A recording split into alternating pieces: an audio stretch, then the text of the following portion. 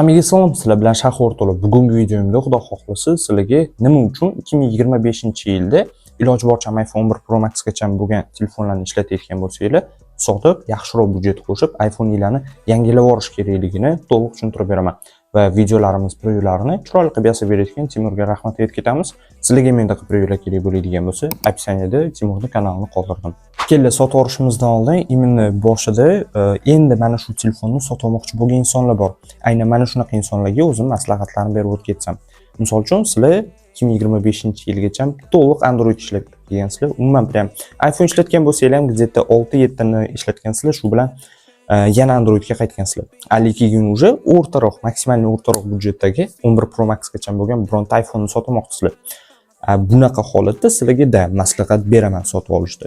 Chunki sizlar уже sotib olganingizdan keyin 1 yil va 1,5 yil orasida hali sotish niyatingiz bo'lmaydi, almashtirish niyatingiz bo'lmaydi va ungacha sizlarga bemalol maza qilib xizmatinglarni qiladi.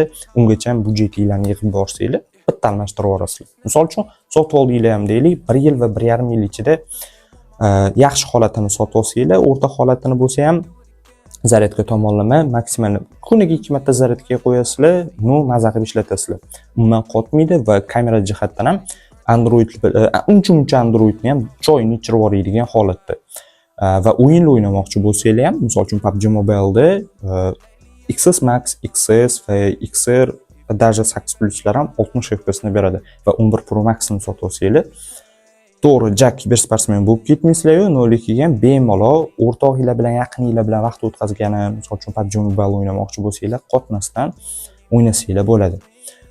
Va boya aytganimdek, agar sotmoqchi bo'lsanglar, bosinglar gazini bosinglar, lekin 1 yil va 1,5 yil ichida yaxshiroq budjetni yig'ib boringlar, chunki baribir ham 1 yil va 1,5 yilni orasida уже narxi ham tashiydi va uni hisobiga yo'mkis ishlatganingiz sari любой telefonni yo'mkis tushadi va iPhone'da yo'mkisiga qarab narxi yanaroq tashiydi va holatiga ham qarab. Shuning uchun shuni ahamiyatga olinglar, yoki bo'lmasa iPhone'ni ukalargami, jiyaninglargami shunday podarka qilib rozi bo'lib ishlatinglar, yoki bo'lmasa narxini arzonroq sotishga rozi bo'lib ishlatinglar. Nolikiga ma'no bor-da.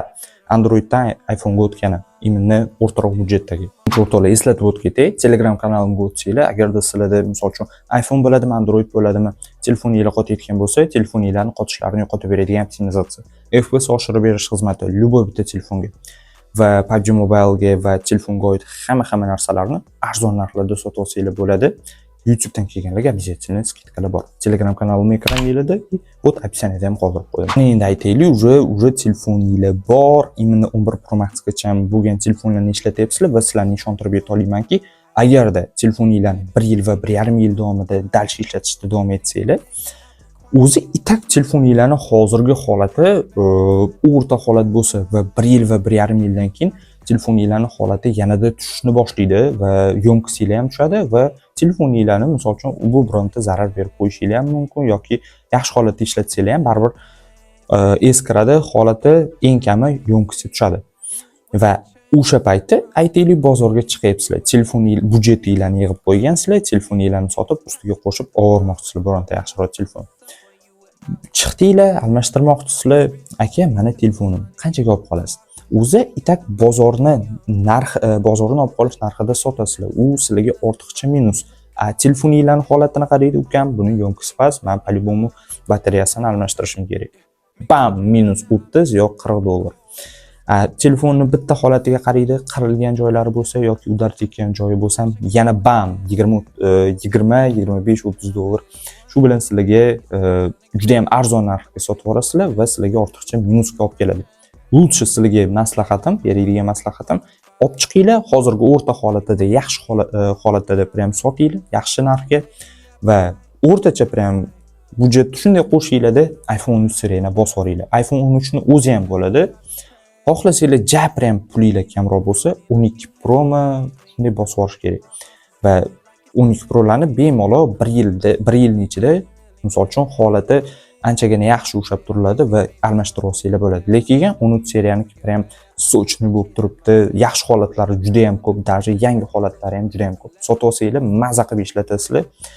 1 yil, 1,5 yil umuman ham telefon haqida o'ylamaysizlar va o'sha paytda kelganingizda o'sha bemalol budjetingiz yig'ilib qolgan bo'ladi. O'rtacha budjetingiz sotasizlar yaxshi narxga va budjetinglarni qo'shib yanada yaxshiroq iPhone'ni sotib olishingizga misol uchun turtki bo'ladi. Sizlarga mana shu narsani maslahat beraman. Shu bilan o'rtoqlar, bugungi videomizni oxiriga yetib keldik. Agarda sizlarga yaxshi ma'lumotlar bera olgan bo'lsam, o'zimning fikrlarimni to'g'ri yetkazib bera olgan bo'lsam, men juda ham xursandman. Video sizlarga yoqqan bo'lsa, обязательно like bosinglar, kanalimga обязательно obuna bo'lib qo'yinglar va kommentariyada bironta o'zingizga qiziq savollarni yozib ketsanglar, hammani prям xudo xohlasa o'qib chiqishga harakat qilaman. Har doimgidek o'zingizlarni ehtiyot qilinglar, joningiz sog' bo'lsin. Hech qachon harakatdan to'xtamanglar. Xudo xohlasa keyingi videolarimizda ham shunaqa gaplashib, obzorlar qilib o'tirish nasib qilsin.